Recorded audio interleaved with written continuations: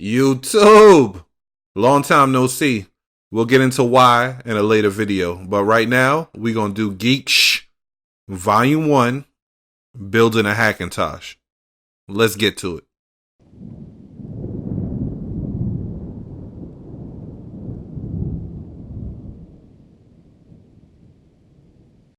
Okay, so first things first. You might be asking, what exactly is a Hackintosh?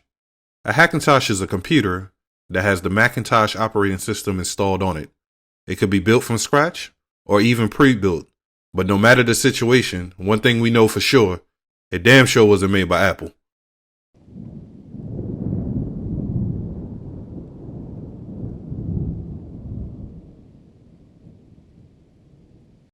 It's numerous reasons one will want to build a Hackintosh. One of the main reasons could be that you simply don't want to pay that Apple tax. No, I'm not talking about state tax, or am I talking about federal tax, or import tax? I'm talking about Apple tax.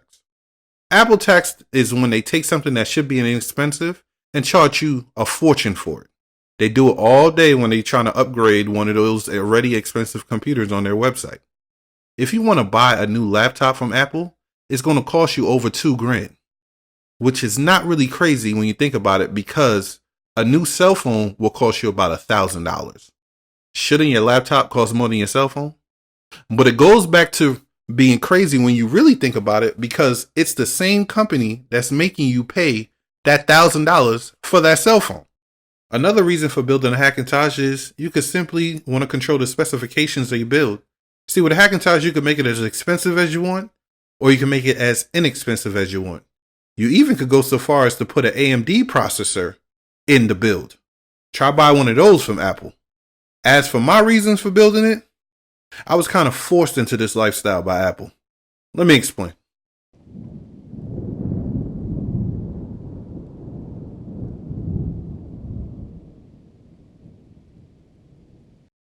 Like most people, I started out with a Windows-based computer, starting with pre-built and then trying my hand in building my own. I used them for years until I ran across this. Yeah, this beauty right here is one of the first Mac Minis ever assembled. It was ahead of its time. Up until then, I never seen such a small form factor computer. Not only that, it was also a great conversational piece. You see, around this time that the Mac Mini was released, flat screen TVs was becoming semi-affordable. I knew the Mini would be a great addition to my Samsung TV I planned on buying. The reason it was such a great conversational piece was because when people used to see me using the internet on my TV, they always would ask, well, where's your computer? They could not believe how small it was. I love this thing. And even though I stopped using it ages ago, believe it or not, it still works to this day.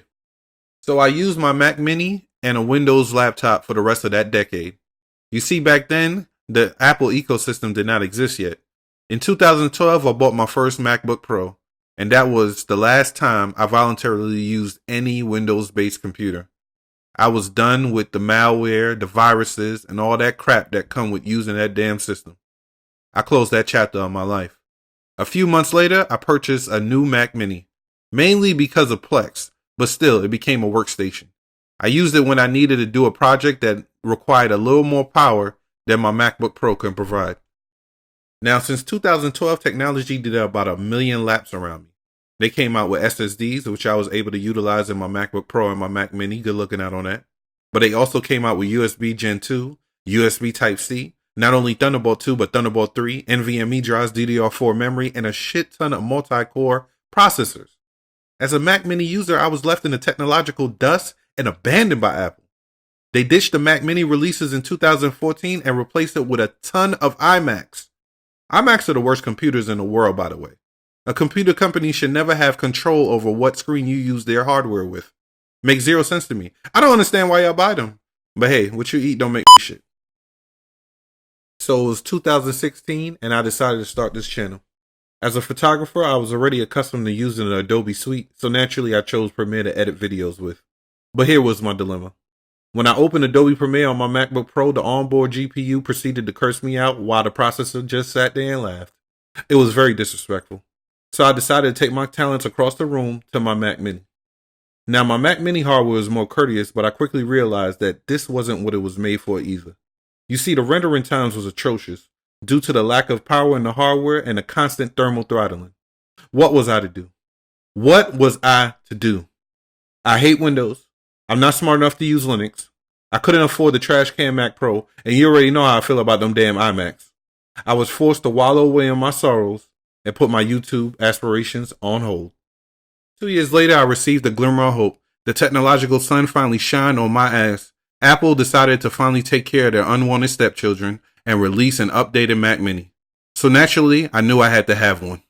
I knew I was going to get it, not immediately, but eventually. That eventually turned into 3 months ago.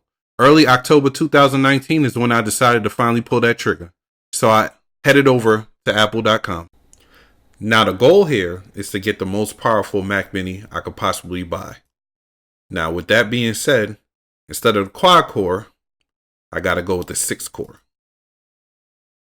Instead of the i5, I gotta go with the i7. The memory, that's utterly ridiculous.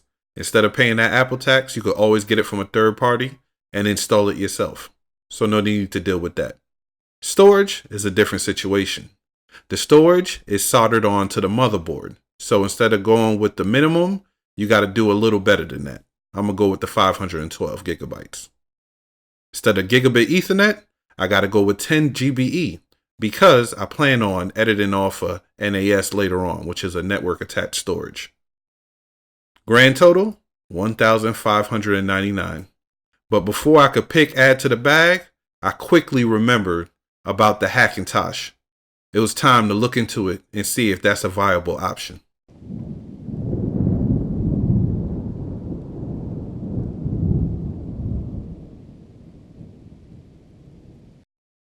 So now it was time to do my Hackintosh research. So naturally, I enrolled in some online classes.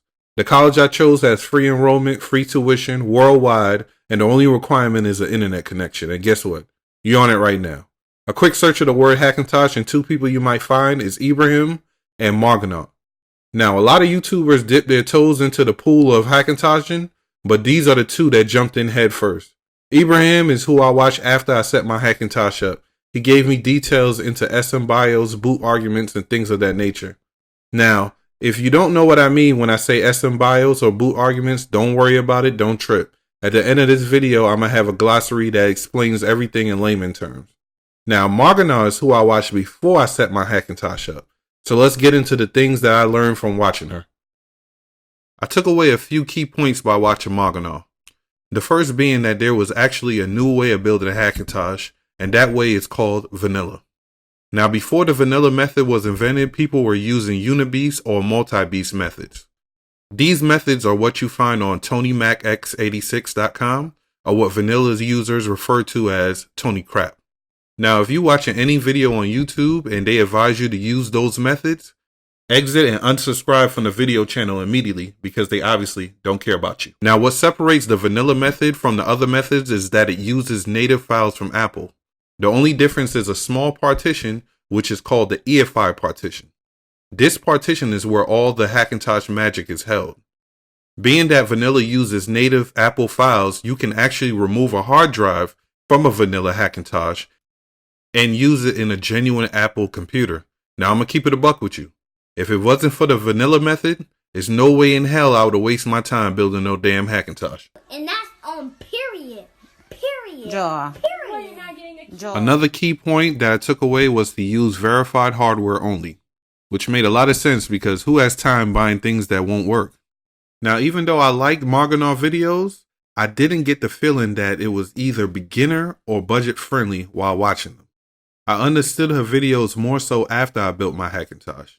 Now, she does have a Hackintosh build guide, which she entitled the 14-core iMac Pro Killer, but the hardware was well over $2,000, and if anyone asked her about using cheaper parts such as a video card, she was quick to respond with attitude. So right then and there, I decided to look other places for my vanilla build guide. But before I left, I took away one last key point, and it was that Gigabyte made the best motherboards to hack. After some Gigabit motherboard research, I came across this beauty. This right here is the Z390M Gaming Motherboard. Now, when it comes to motherboards, they come in 4 different sizes.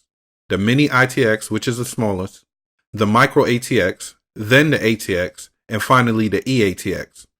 Now, the reason I chose this particular Micro ATX motherboard is because it's smaller than the ATX and the eATX. Smaller board means I could use a smaller case, but also it has more PCIe slots than a mini ITX motherboard. The reason that is important is because I already knew which hardware I wanted to use. I wanted a video card, a Wi-Fi card, a 10 gigabit Ethernet card, and a Thunderbolt 3 card. So naturally I would need 4 PCIe slots for that to work, and this board fit the bill. I headed over to Google and typed in Z390M Gaming Hackintosh, and this magical build appeared. Now the site that we are currently on is Olarila or Olarila. I'm not really sure exactly how to pronounce it, but I can tell you the reason I was so comfortable in using a guide that was on this site. Now that reason was I was already familiar with the name. You see, Morgonaut mentioned them numerous times in her videos. So let's get into exactly who they are. Olarila is a Hackintosh group based in Brazil. I'm not really sure how many members there is in the group. I personally only came across 2 since being on the site. One being Error User, who I never had any personal contact with, and the second being the creator of this guide that you're now looking at, Maldon, who I also consider my Hackintosh mentor. But we'll talk more about Maldon later. Now, Olarila is not just the name of the site or the group. It's also the name of their Hackintosh method. Olarila is a variation of the vanilla method. It's like buying Fanta instead of Sunkist. At the end of the day, you still got orange soda. Now, the difference between the Olarila method and the vanilla method is that Olarila integrates the Clover bootloader into the operating system. The Olarila way is the easier and quicker way of creating a vanilla Hackintosh.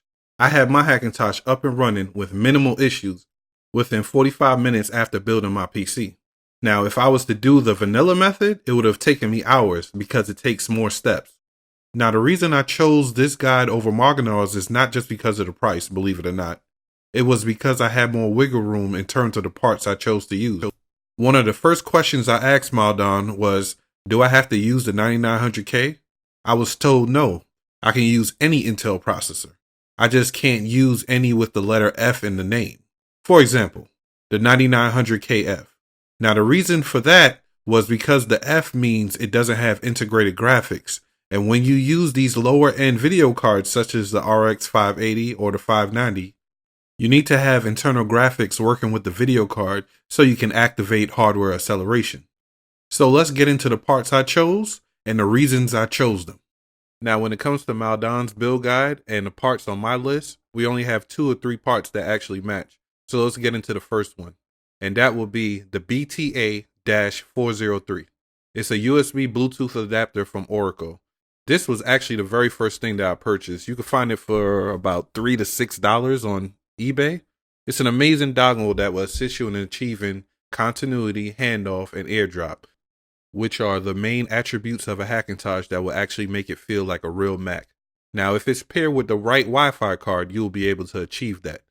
The only problem is that it's not local. It was shipped from either China or Spain, so it'll be a few weeks before you actually receive it. But nonetheless, it's still a great purchase. Now, I cannot classify it as a necessity for your Hackintosh build, but I will say, even though I made a few hardware changes, it's one of those items that I still use to this day. Next up is a Wi-Fi and Bluetooth card that I got from WTX Up. I found this for about $35 from an eBay seller in New York. Now, even though it got me that continuity, handoff, and airdrop that I was looking for, I can't really recommend it because it only lasted about a week before going bad. So I had to replace it. I replaced it with the FV-T919 from Fenvi. Now, this card right here gets a gold star from me because it's tried and true. It's both Wi-Fi and Bluetooth and can be found in most successful build posts on different sites in the Hackintosh community. It has a 99% success rate like condoms, and it will run you only about $60 on Amazon, which is $40 less than the one that Maldon has in his build guide. So go ahead and save that money and get it. Next up is the hard drives. Now, initially, I used the PNY SSD for my OS X and my apps because I couldn't wrap my brain around the notion that a SSD is considered slow in this day and age. Remember, I'm coming from a 2012 Mac Mini and a MacBook Pro. I plan on using the NVMe drive as my backup disk, but that quickly changed once I downloaded those Adobe apps. SSDs is just not cutting it when it comes to those. So this NVMe is from Inland Premium, which is the in-house brand of my favorite go-to store for anything involving computers. Microcenter. It's extremely fast and gives you the best bang for your buck. You can find it for about $70 on Amazon if you don't have a Microcenter in your area. Now let's get into the memory. Now initially I wanted to get the Corsair Dominator Platinum memory sticks, but those are hard to find and expensive. These LPX Vengeance sticks are cheaper. Now when it comes to memory, you want to get at least 3200 megahertz and 32 gigs. You can do 16 gigs if you want, but I wouldn't personally suggest it. When you start opening those tabs on Google Chrome using multiple apps in Siri, those gigs go by pretty quick, trust me. Personally, I'm trying to get to 64 gigs as soon as I can find a good deal on another set. Now the cheapest place to get a set of these is eBay, but if you can't find a good deal on there, go ahead and head over to the Corsair website. It's about $150 on there, and Amazon has it as well. Next up is the power supply, otherwise known as the PSU. Now, I went with this particular one because when I was watching PC build videos, 9 times out of 10, they were using either Seasonic or this brand, EVGA. So obviously it's one of those brands you can trust. It's also 80 plus gold. Now, I ain't gonna hold you. I really don't even know what that means, but I know that's what people say you need, so that's what we gonna go with. Also, it's fully modular, meaning you only use the cables that you need for your build, giving you less clutter so you can have better cable management. 750 watts is an adequate amount of wattage for this particular build, so it's definitely a good purchase. And the icing on the cake is that it's very quiet. You can find it for about $115 on OfficeDepot.com. Now let's get into the video card. I chose the Red Devil RX 590 from Power Color because I was kind of gassed off the name lighting up in red on the card. I thought it would be kind of dope to have an all black case and all you can see is the Red Devil logo. Now one issue I hear this card has in a Hackintosh is that the HDMI ports don't work. I didn't get the chance to really test that though. I used the display port with my monitor and I ended up quickly returning it after I saw that the card took up damn near 3 PCIe slots. I had to take it back for a card that only took up 2. So I ended up replacing it with another RX 590, but this one was from the #1 trusted Hackintosh video card brand, hands down, Sapphire Technology. This card gets the job done and all the ports work. I got it for about a $160, which was an amazing deal 3 months ago. Now, one thing I would advise y'all to do is stay away from used video cards online. The problem with buying used is you don't know how the owner used them. A lot of people use video cards for data mining for cryptocurrencies, such as Bitcoin. These people will have the video cards running 24/7 literally. So it's a great chance they will fail a few days or weeks after you purchase it. Just not worth the risk. Get it from a store. Now, before we get into the next part, I want you to know that you can use the RX 580, the RX 590, Vega 56, Vega 64, or the most powerful card available for Hackintoshes right now, the Radeon 7. But if you want to use the new cards from AMD, such as the 5500, 5600, and the 5700s, you would need Catalina to get them to work. Mojave will not support them at all. Now let's get into the heart of the build, the processor. I chose the i9-9900 9K because it was about $50 cheaper than the 9900K at my local Microcenter store. I got it for about $399 when the i9-9900K was $450. I bought it because I have no intentions of overclocking my CPU, ever. I remember watching a video on one of those tech channels on YouTube, and the guy said that he spoke to an Intel rep one time about the 9900, and the rep said he doesn't understand why they sell mostly 9900Ks, because a good portion of the people that buy them never overclock them, so it's a waste of money. I know why they sell the 9900Ks though, because on YouTube, when I was doing my research, that's all you saw. I only ran across about 1 or 2 videos that actually mentioned the 9900. It's insane. Now, even though I love this processor, I did end up switching it out for this. Now, I know you're probably looking at the screen like, what the hell? Let me explain. At Microcenter, if you return an item, they discount it significantly and resell it. So I end up getting the 9900K for less than what I paid for the 9900. I got it for about $370. Now, I still don't plan on overclocking a damn thing, but I like the fact that I do have that option. Now, before we proceed, I want to make it abundantly clear that you do not have to use the i9-9900 or 9900K like I did. The motherboard we chose is a Z390, meaning you can use any Intel 9th generation processor with it. You can start off with something like the i7-9700K or the i5 9600 or even an i5 9400.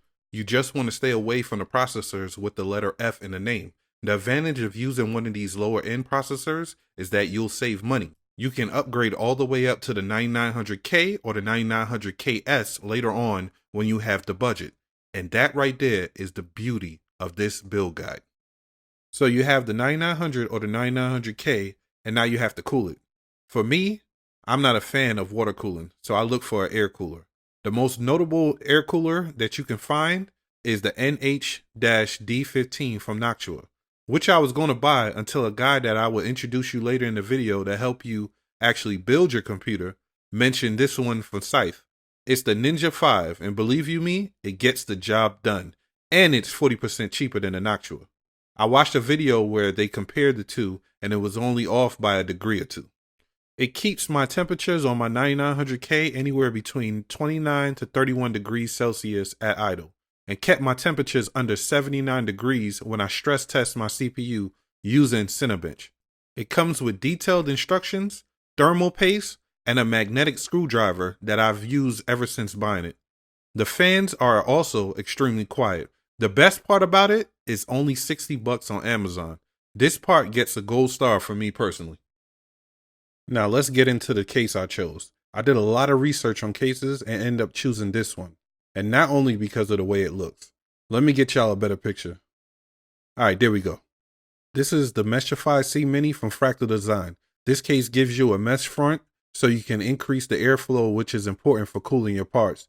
Also gives you filters to keep the dust out. Supports 2 140mm or 3 120mm fans in the front, a 120mm in the back, and 2 140mm or 3 120mm at the top. A shroud to separate the motherboard from the PSU and the hard drives on the bottom, and a separated side compartment to help with cable management. Now this is the little brother to the Meshify C. Now that Meshify C has a lot of competition in the world of ATX cases, but still manages to come out top 5. But as far as micro ATX cases are concerned, this is as good as it gets. You can find it for about $90 on Amazon, but you can also get it for $10 cheaper if you go with a used version through the same site. Now let's talk about the fans I chose. The fans I chose are the Chromax editions from Noctua. Now Noctua is a company whose reputation precedes them. They've been held in high regard ever since entering the computer fan business. They are efficient and extremely quiet. Now sound was a very big concern for me when deciding to build this Hackintosh, and these fans put those concerns to rest. I chose to do 2 140mm in the front of my case, a 120mm in the back for exhaust, and another 140mm on the back top to also help with the exhaust. Even though it's not really needed, you will be fine with the 2 in front and the 1 in the back. Now with all 4 fans plus the CPU cooler fans, I would describe the sound as a light breeze. Everything in the room is louder than it. Whether it's the floor fan, my ceiling fan, or my AC unit, they all are louder than my Hackintosh. Now I'm not going to say that it's dead silent, but it's so low that you will forget about it. Now if you want it to be almost dead silent, you can just get rid of the top 140mm exhaust fan and just keep the 2 in the front and the 1 in the back. But I just like to have 2 exhaust fans instead of 1. Now please remember, you have to order the rubber anti-vibration fan mounts separately. And also the Y cables so you can turn one system fan header into 2. Now you could get 3 of the 140mm for $25 each, 1 of the 120mm for $23, 1 pack of the Y cables for $10, and a set of the anti-vibration fan mounts for only $7. Now for Thunderbolt 3, Gigabyte makes 2 different Thunderbolt cards, the Titan Ridge and the Alpine Ridge. I chose the Alpine Ridge because it's cheaper and requires less power from your power supply. The only requirement is a THB_C header, which our motherboard already has. Now I suggest waiting until after setting up your Hackintosh to install this card because it requires more steps that Maldan can walk you through. This card brand new is $60 on Amazon, but I got it for half that price buying it used on the same site. There will always be a lot of used Alpine Ridges being sold on Amazon because the people that buy it don't know that they need a special header on their motherboard to get it to work. And also that they have to enable the GPIO option in their BIOS to get it to work, so they end up returning it. Take advantage of that discount. Now, if you want a Thunderbolt 3 external drive, I have to let you know that not all brands will work with the Alpine Ridge, but one that I personally verified that will is from Fledging. I suggest getting the version without the hard drive pre-installed because it's not all that fast, and then installing your own, which will give you a better speed. Now, the last part is one of the most important. It's an external sound card from Antlion Audio. Now, the reason it's so important is that our motherboard makes subtle noises. It's very low, and you have to open up your case and put your ear near it to actually hear it. But when you plug in speakers to the motherboard, those same subtle noises amplify themselves through the speaker. This little $14 dongle stops that from happening. Now, I can imagine that you can use any external sound card, but this is the one that I used and it verified that works.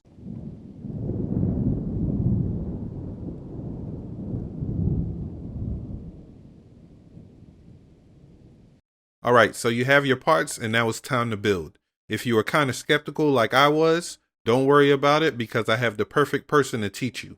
The man name is Carey Holzman.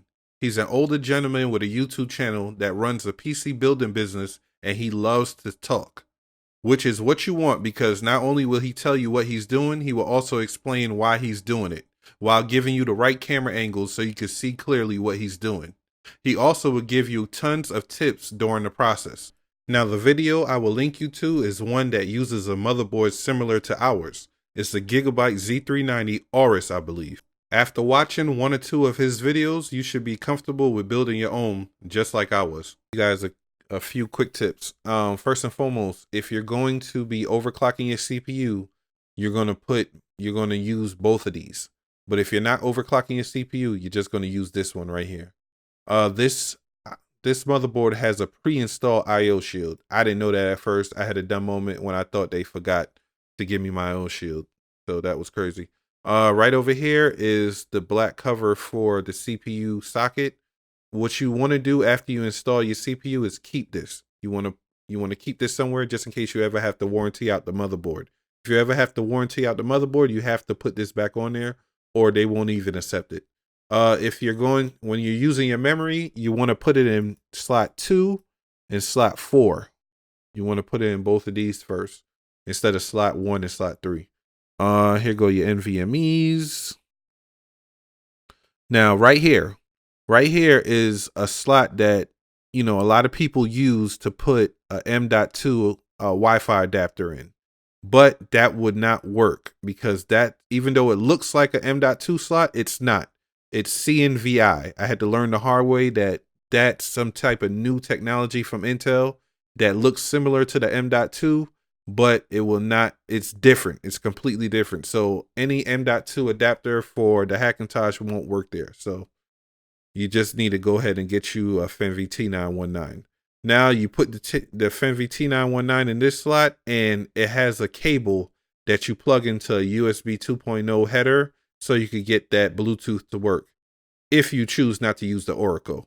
And the header that you put it into is right here. Bong. Now you have your system fans, one right here. These are the system fan headers. Now what you do is use those Y cables. Now you use the Y cable, you plug one in here so you can put the 2 exhaust fans in here.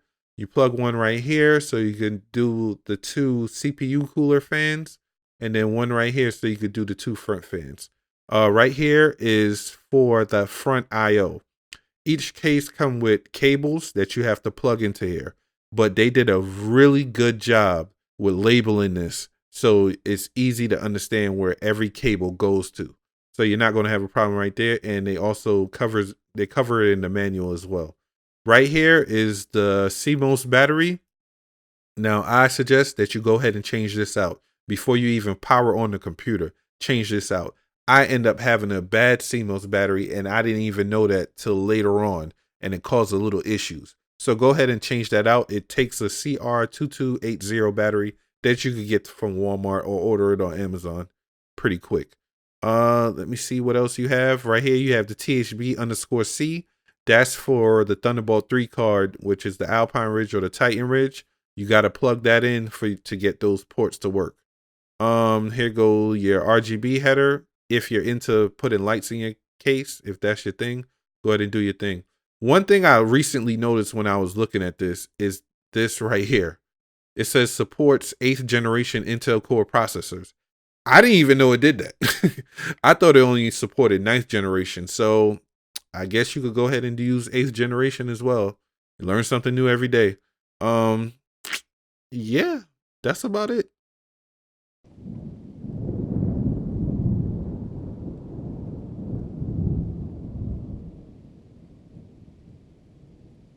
So you already built your computer and you went ahead and it's time to do your installation. So you go back to the site, the build guide. First and foremost, you want to register for the site. You can only see the links if you're registered. So if you're not registered, you're not going to be able to see the links. Go ahead and register. Go right here to tutorial. Click on that. All right. Now follow this guide. You go right here, you download it, and you download whether you want to do Mojave or Catalina. You go ahead and download that. I suggest doing Mojave because it's not a toddler. It's an adult. Unless you got a 5700 XT, then you go ahead and you got to do Catalina. But I suggest doing Mojave. All right. Now, you have to get 2 USB sticks. I suggest getting USB 2.0. Do not get USB 3.0 sticks. Make sure there's 16 gigabytes or more. I suggest one is going to be for installing your OS X, Mojave or Catalina. The second one you're going to use to update your BIOS. Right about now, the BIOS that come on your motherboard when you buy it might be F6 or 6. I think it's F6. You want to go ahead up to the latest one, which I believe is 9E. And I'm going to link a video in the description of someone that walks you through doing that on the Gigabyte site. So you get 2 and you just follow these directions. I promise you, you will not be confused. It's only one part I'm going to show you. Now, when you follow these directions, go all the way through and you install it. This has nothing to do with you right there. That's for notebooks. But this one does. You boot from your USB stick. All right. So you're going to run through all this. All right. Now, you already did it. Your congratulations. You installed it.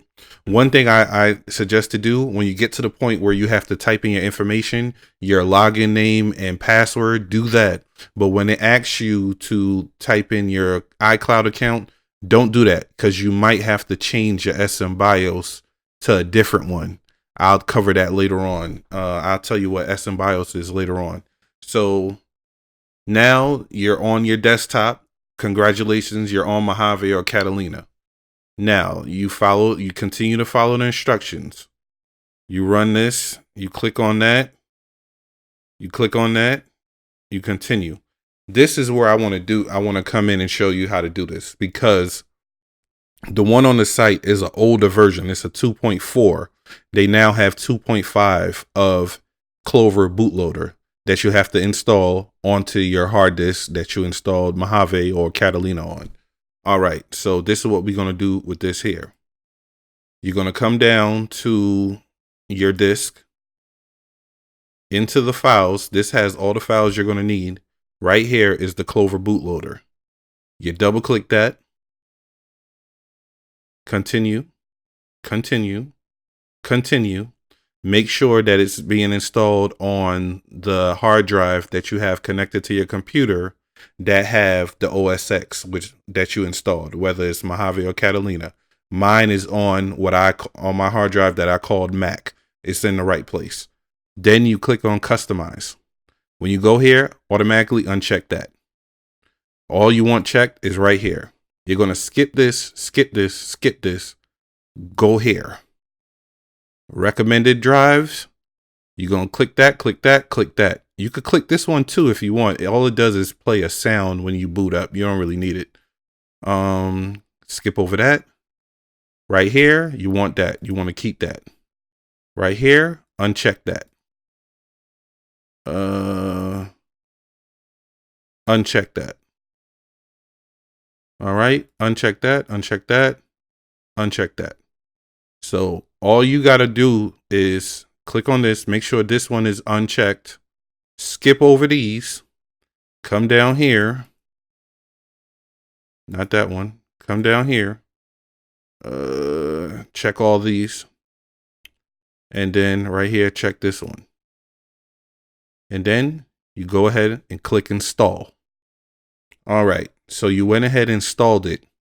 Now, when you install it, this will pop up right here on the side of your Finder window.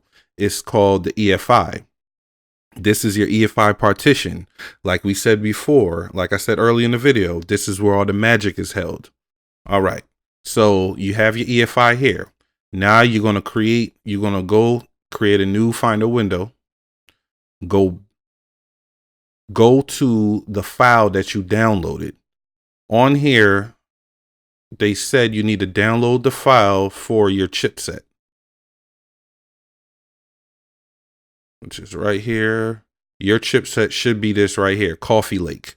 i9-9900, i9-9900K is Coffee Lake. So you're going to go ahead and download that. Now, once you download that, you're going to get this file right here. That's the file that you just downloaded, right? Unpack it. It's going to give you this right here is another EFI folder.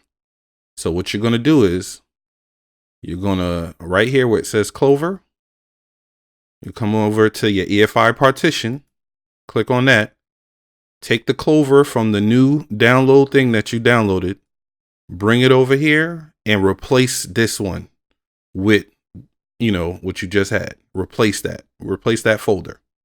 All right. Once you replace that folder, you're done with that. You're done. Go ahead and restart your computer. Your installation is now complete. Congratulations. Round of applause. You did so well. You now have a functioning Hackintosh. Now, let's get into the problems that I had once I installed my Hackintosh.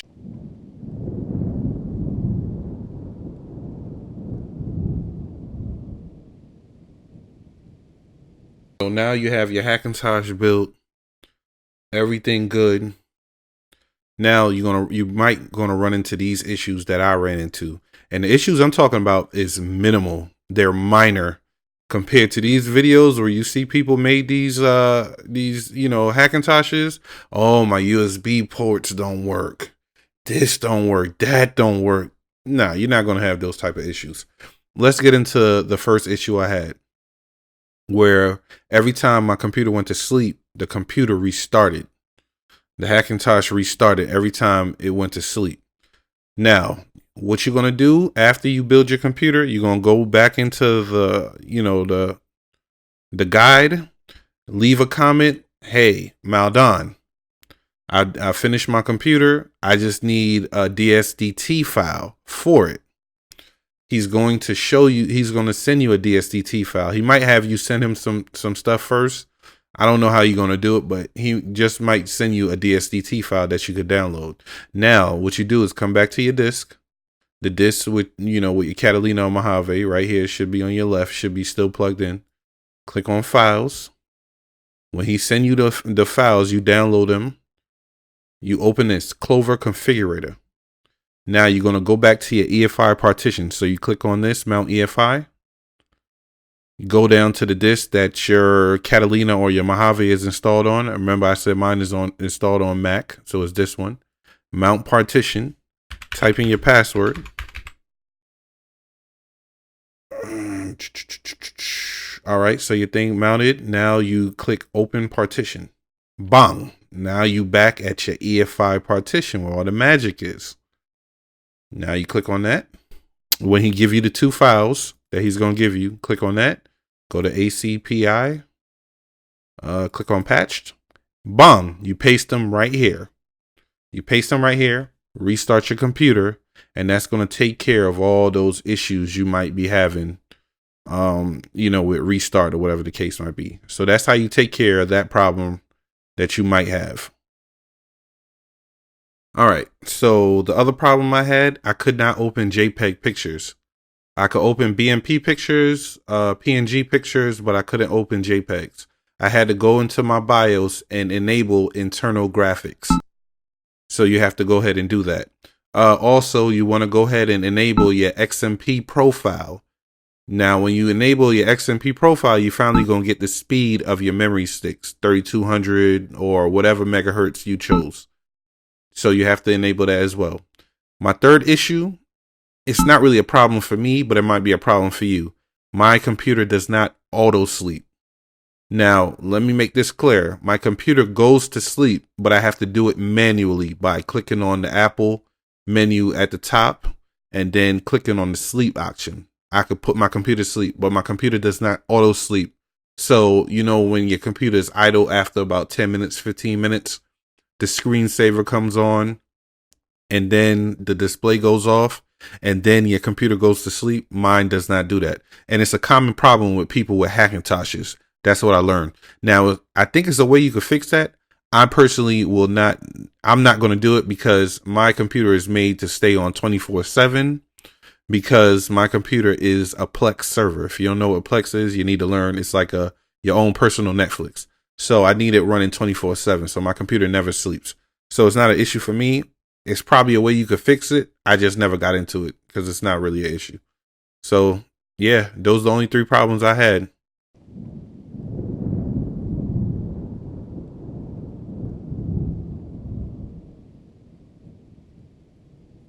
All right, this is going to be the glossary. This is to cover some terminologies that I use within the video. Hopefully this helps you out a lot so you can understand. It's going to be in layman terms because goddamn it, that's the only way I know how to explain it. So let's get into it. All right, so first up is not a term, it's actually a person. Maldon. Maldon is someone that I'm extremely appreciative of. Man, he's someone that does a lot. He's extremely active on the website. If you're on Olarila.com or insanelymac.com, he's extremely active. Without Maldon, I don't think I think I'll still have a vanilla Hackintosh, but I'd have been extremely frustrated in creating one. And it would be so much I would be confused about if it wasn't for Maldon. So I extremely appreciate that guy. Now dealing with Maldon is in Brazil. I think he's in Brazil or whatever. He's Brazilian, so he should be speaking Portuguese. So English is his second language. So when you're talking to Maldon, you got to understand that being that it's his second language, it's kind of like talking to a drug dealer. He don't say one syllable or one word over what he needs to say. So a lot of times when I'm talking to Maldon, he'll tell me something, and then being that it takes him a while to respond sometimes, I take that time to do research. I go on Google, I'll go on YouTube, and I'll learn, what he's saying so I can figure it out on my own. So that's a good thing about talking with Maldon, because sometimes it'll take an hour for him to get back to you, 2 hours. He always gets back to me no matter what. But sometimes it'll take an hour, 2 hours, 3 hours, or sometimes it'll just be 5 minutes. He'll get right back to me. But, he's extremely active, and I know he probably has his own personal life. But shout out to Maldon, man. It's so great talking to someone like that because you're talking to someone that actually knows what they're talking about. Whereas if you're ever on the Hackintosh group on Reddit or someplace like that, when you ask a question, you get a whole bunch of people that's just on there just talking. They don't know what they talking about. They don't know what they saying. They just talking. Every now and then you'll meet someone that actually know what they talking about. But most of the time it's like being in the streets, yo. You're gonna run into people that be saying they could do this, that, and the third, and they really can't do nothing. So it's just like dealing with the streets. So it's great to have someone like Maldon that you can communicate with that actually knows what they're talking about. Now, personally, I suggest go ahead and giving him, once you get your whole thing set up and it's working and it's running, I suggest going ahead and tipping them, man. I sent the money. They're not telling you that you have to, but I go ahead and send it to them because it's the cost of doing business. And it's so much, when you watch videos on YouTube, of people creating website. No, what I'm talking about website, creating their Hackintoshes. They be so frustrated because a lot of them have so many problems. Whereas you're not going to have any issues. All your ports work. All your ports work. So I suggest, man, just go ahead and giving him a tip. And I think I read somewhere on the forum where he said only inbox him if you're a donator. I can't be sure though, because it was so long ago. I think I saw him say something like that. But he always gets back to me and I donate money, so I suggest you do the same. So shout out to Maldon, man. I'm so glad, man, that you have someone. I have someone like that I could talk to. So yeah, shout out to Maldon. All right, so I'm gonna give y'all definitions, but I'm also gonna break it down how I think y'all will understand what I'm saying. Well, some of y'all will understand what I'm saying. If y'all ever been to a gentleman's club, sometimes it's a 4-part step. It's a 4-step process to get inside the strip club. You heard? But I'm also gonna give y'all the definitions too. So BIOS is basic input output system. The BIOS is the first thing that launches when you start your computer, right? So listen, when you first put together your computer, it's going to take the longest for it to boot up, right? And then you're going to finally see the Gigabyte logo on your screen. All right. And it's going to have keys that you could press at the bottom on your keyboard. It's going to tell you certain things you could press. If you press delete, as soon as you see something on your screen, then you'll go into the BIOS. The only thing you really going to have to change in BIOS is internal graphics and XMP profile. Honestly, you're not going to really have to change anything else unless you have like an Alpine Ridge where you're going to have to enable GPIO. But other than that, those are the only things you're going to have to do. Now the BIOS, I would describe the BIOS as the door at the strip club. The first door you walk in, right? That's the BIOS. All right, so you walk through the door, which is the BIOS. Now you got to stop at the counter and pay the lady so you could get in the club, right? So that's the second part. So that's the Clover bootloader. It's what you have to do. It's initiated by the BIOS. It's introduced to you by the BIOS, and then you can choose what you want to do as far as what system you want to go through. Some people do dual boots or triple boots where they can choose either Mac, Linux, or Windows to go into. Some people only have the Hackintosh for what it's meant for, Mac OS. So it's totally up to you. But the Clover bootloader is what lets you inside. It gets you in there, right? It starts the process for you to get into Mojave or Catalina. All right, so you walk through the door. You paid the lady. You walk through the door, which is the BIOS. You paid the counter lady your admission fee, which is the Clover bootloader. All right. Now you're trying to get in the club. But first, before you get in the club, you have to get frisked by the security guard to make sure everything is fine so you can go in the club, right? That's the same thing as kernel. What kernel does is gets everything together in the system so you can get to Catalina or Mojave, right? So by definition, it's the core of your operating system. It manages your core system functions and is responsible for loading the rest of your operating system. So in other words, it's the hallway between your bootloader and your operating system at the end of the day. Now you can choose to see what kernel is doing by using a boot argument, which is -V or otherwise known as verbose mode. You can choose to see what it's doing, and you're going to see all those sentences running down your screen after you go through the bootloader, or you can turn it off and just, wait for your system to load up. It's up to you. All right. So if you never make it to that beautiful login screen for your operating system, then you have what's called a kernel panic. That means something is wrong. So you went through you paid the admission lady. Once again, you went through the BIOS, which is the door. You paid the admission lady, which is Clover bootloader. You got to the security guard, and the security said, wait a minute, Playboy. He found a gun on you. Wait a minute, Playboy. You can't get in with this. You got to get the hell out of there. That's a kernel panic, essentially. It's not letting you get to your destination. So if you do not have verbose mode on, which is the boot argument we just touched on, you have to then restart your system. And then when you get to Clover bootloader, press the shift key. And then you're going to have an option where you can check the box next to verbose mode or negative V, which is one and the same. Then continue to load in. Then when you continue to load in, you're now going to see all the text on your screen. So when it stops loading all the text on your screen, you take a picture of that. That's going to tell you, the last sentence is going to tell you the problem that it has. Now, what you do with that is you go and do research on it. You see what the problem is. You just type it into Google and see what the problem is and try to get the solution from someone that came up with a solution. So you could try to fix it yourself.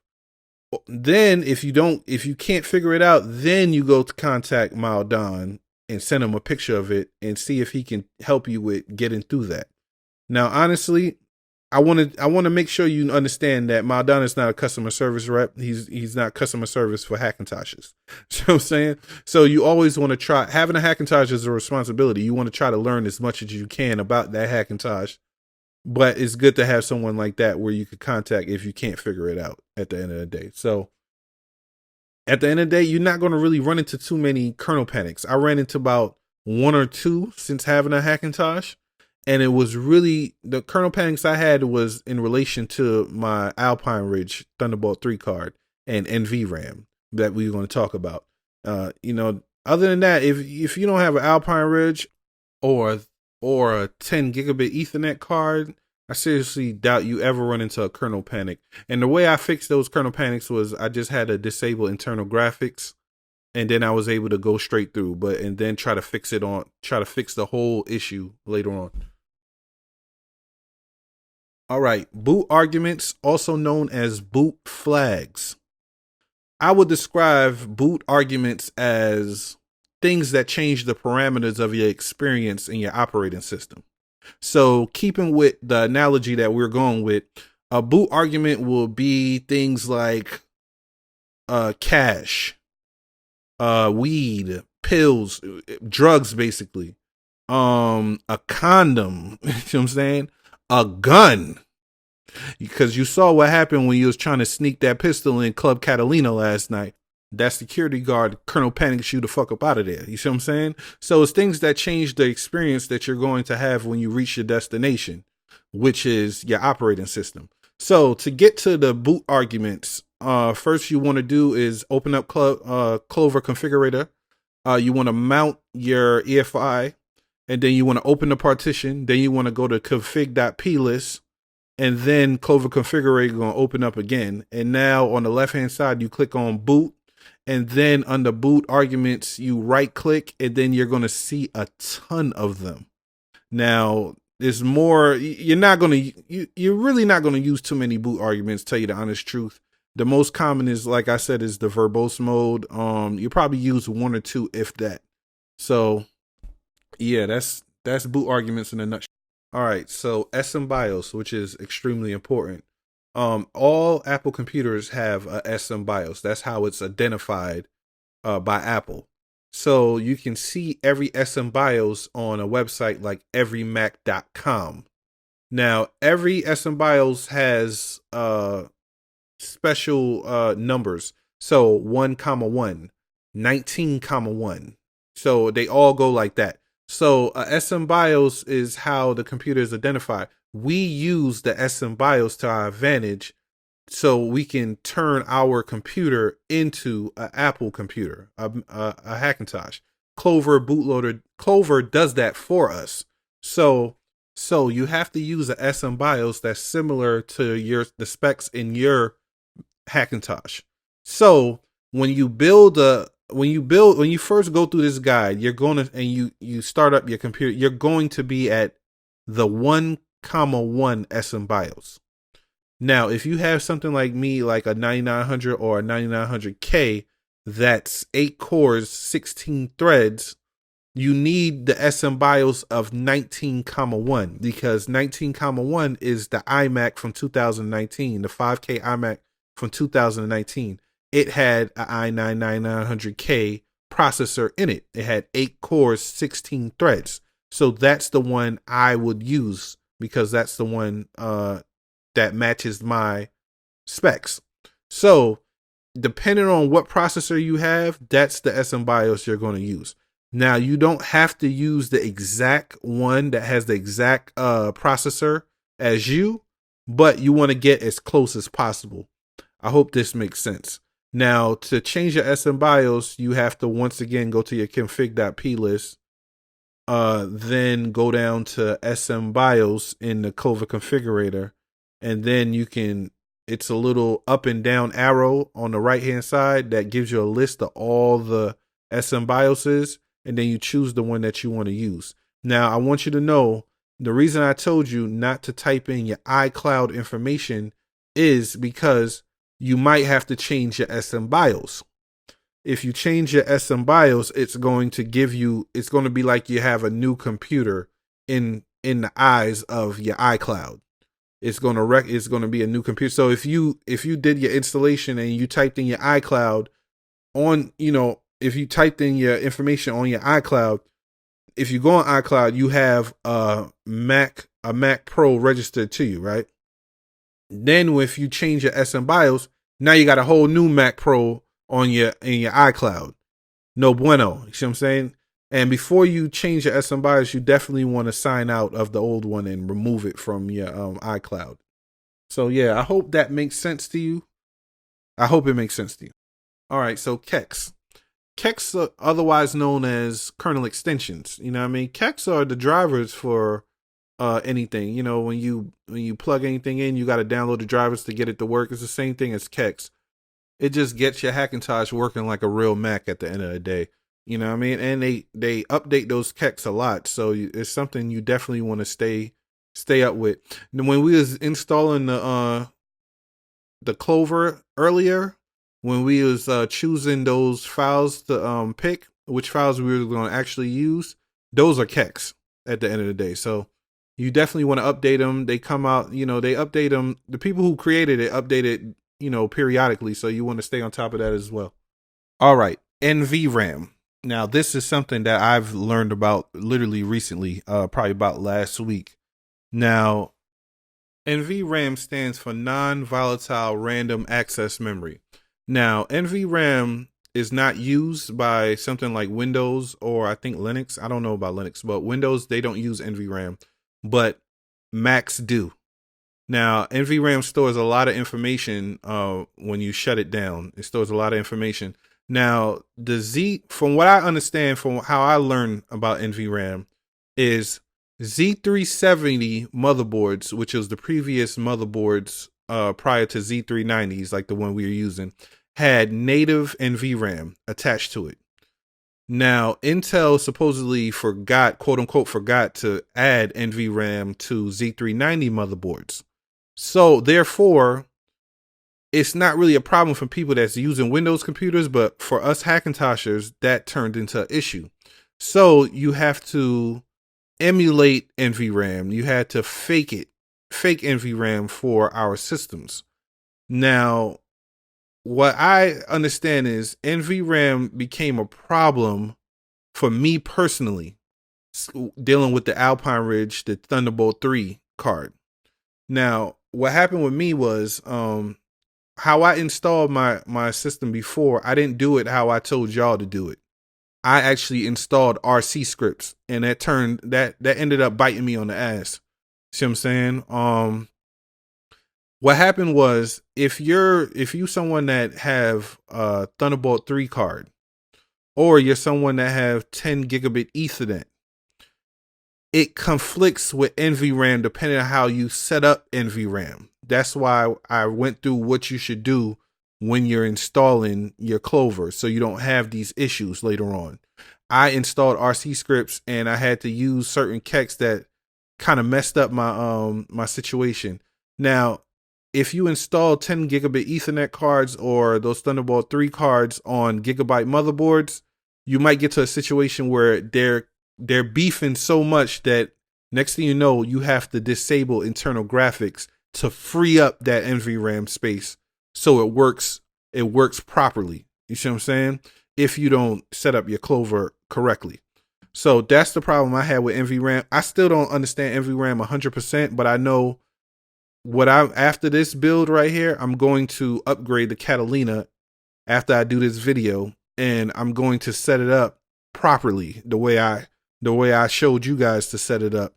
In the build guide, in the guide on the website, they, when you're doing the installation, they told you to choose those RC scripts, and it was a bad. I think at the time when they did that guide, RC scripts was what you needed, but now it's not. You don't need it. It's another way to do things properly. So, and it's extremely hard to remove those RC scripts when you already put it up there. I'm not even sure how to really remove it, but I'm gonna do it properly the next time. So if you're not someone that's using Thunderbolt 3, well, y'all not gonna have that issue anyway because y'all installed it the right way. So you're not gonna have a problem. But if you're someone, the only time it becomes an issue is if you have Thunderbolt 3, a Thunderbolt 3 card, or 10 gigabit Ethernet if you installed it the wrong way. So yeah, you're not gonna have that issue at all. But it just became a problem for me, and a headache. So I recently learned that was the issue I was having. So I'm definitely going to upgrade properly this time when I install Catalina, fresh install. OpenCore is a bootloader. It's an alternative to Clover, and it works with vanilla. Now, it's still in its beta stages, so it's fairly new. It's not fully matured yet, and a lot of people are going ahead and switching over for whatever reasons, and I be seeing a lot of times they talk about how much they appreciate Clover more because they finally get to see all the things that Clover actually does. They finally obtain contrast. In life, all you need is contrast. You could be sitting in a 1-bedroom apartment crying about it every day until you go overseas to those third world countries and you see how poor people are really living. Then you come back and you appreciate that 1-bedroom apartment like it's a mansion. In life, all you really need is contrast. So that's what a lot of people are dealing with because it's still in its beta stages. It's not fully matured yet. So I believe a lot of people are saying that it's going to be the future, though. They said everyone's going to be using it in the Hackintosh world sooner or later. So we'll see what happens.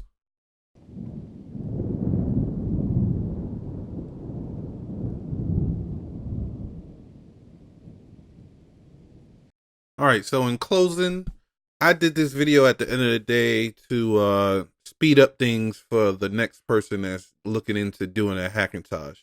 It took me a long time to do I had to do research. I had the idea in the beginning of October. I didn't start building until October 26th was when I actually put the computer together. I was just taking up time doing research, finding videos online. Sometimes you got to dig deep when you're looking for Hackintosh videos. Like if you type in Hackintosh online, you're not immediately going to see Ibrahim. Like, I don't know if that's because he outside of America. I don't know. Or he just tagged things wrong. I don't know. So sometimes you got to dig deep. And I had to find out things. Even with building the PC, I wasn't even comfortable with building the PC. I didn't do it in so long, over 10 years. So that's when I had to find that guy, Carey Holzman, to help me figure it out. And I was comfortable with doing it myself. I actually was going to pay somebody at one point to build the computer and do the hacking. And I'm so glad that I decided against that because you got to learn a lot of things when you're dealing with Hackintoshes. So it's better to do it on your own. Because, in the future, where you're going to run back to that person every time you need something updated, not smart. Anyway, man, I look at this video as just to speed up the process for someone else. I look at it as a video I wish I would have seen back in the beginning of October. You know what I mean? I do not look back as I think the Hackintosh was the best choice for me, hands down, especially in October. You know what I mean? Because at the end of the day, if you put my Hackintosh in front of me and one of the Mac Minis and tell me choose one, I'm going to choose my Hackintosh. You put my Hackintosh and an iMac, I'm going to choose my Hackintosh. A Hackintosh and the iMac Pro, God damn it, I'm going to still choose my Hackintosh. My Hackintosh and the new Mac Pro, God damn it, I'm going to choose the new Mac Pro. What kind of fool y'all take me for? That new Mac Pro is a beast. But at the end of the day, it's going to cost you an arm and a leg. I actually was thinking about getting the Mac Pro, a base model of it. It actually came out after I made my Hackintosh. So I was thinking about actually buying the base model, but I couldn't justify the expense. You know what I mean? It is a fully modular computer, so it's it's definitely dope. You know what I mean, if you can afford it, I would definitely go that route if you can actually afford it. But if you can't afford it, stick with the Hackintosh. You know what I mean? At the end of the day, you know what I mean. So just stick with the Hackintosh. You know what I mean. So yeah, if I could go back to the beginning of October before I started doing research and all that and change anything, I would not have changed anything except installing those RC scripts that we talked about. That's the only thing I would have changed. I would pick the same parts, the same motherboard, the same vanilla installation, the same Olarila. You know what I mean? Everything the same part. Everything's the same except for that installation where I installed those RC scripts. Because with the NVRAM, it just start biting me in the ass. You know what I mean? So other than that, but that's an easy fix because I'm gonna upgrade to a fresh install. So that's not really that simple, that serious. Anyway, my future plans for this Hackintosh, I do plan on doing a video where the top 10 apps that you should get when you have a Hackintosh. I plan on doing that probably like in a week or two or probably next month. I don't know. Then I plan on doing an update in 6 months to let y'all know how everything going on. And then a yearly update to let y'all know how things are going with this Geek Vol.1. I do, the only hardware changes I plan on making, I plan on, upgrading my memory to 64 gigabits of memory instead of 32. Now, for the typical person, 32 gigabytes is more than enough for them. But when you someone that's, using these Adobe apps, and when I'm researching things, I turn into 1,000 tabs shorty. So those tabs go by quick, you know what I mean? So I definitely plan on going to 64 gigabits rather than 32. I did also purchase this right here. This is the RX 5700 XT from the best video card maker for Hackintosh, Sapphire Technology. Hands down, they're the best when it comes to Hackintosh. Now, the reason I went with this model rather than Radeon 7 is the best one that you could get at this moment. That's the best video card any Hackintosh can have in it at this moment. But the problem is, as you may see, it's hard to get your hands on. You know what I mean? I mean, you can get it on Amazon for $550.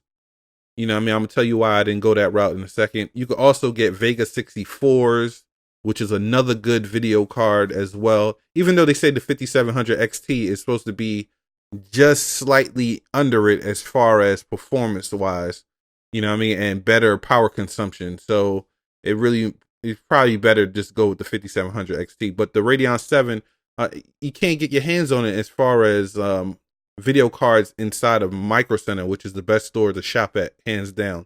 Even you're going to see that RX 590 is not really out there like that. A lot of things have changed within the past months in terms of video cards, especially with AMD doing as much as they doing.